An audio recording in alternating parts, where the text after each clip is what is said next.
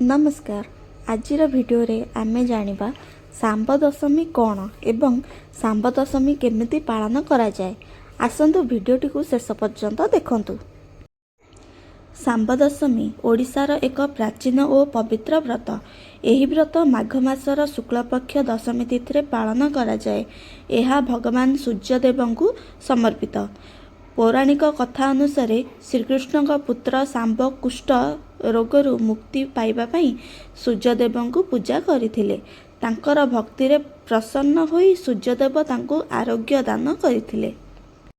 सकाळे सूर्योदय समय रे नदी पोखरी किंबा घरे स्नान करा जाए। नूतन वस्त्र परिधान करी सूर्यदेवଙ୍କୁ जल अर्घ्य दिया जाए।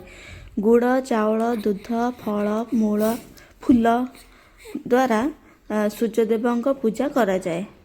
महिला माने परिवार सुख स्वास्थ्य और दीर्घायु पाई एही व्रत करती। केतेक स्थान रे व्रत कथा पढ़ा जाए और सूर्य मंत्र जप करा जाए। शांब दशमी व्रतर फल मान्यता अनुसार रोगनाश हुए, परिवार सुख शांति आसे, सूर्यदेवଙ୍କ कृपा लाभ मिले। एही थिला शांब दशमी केमिति पालन करा जाए विषय रे संपूर्ण तथ्य। भिडियोटी भल लागिले लाइक करंतु, शेयर करंतु और चैनल को सब्सक्राइब करने को भूलंतु नहीं। धन्यवाद। नमस्कार।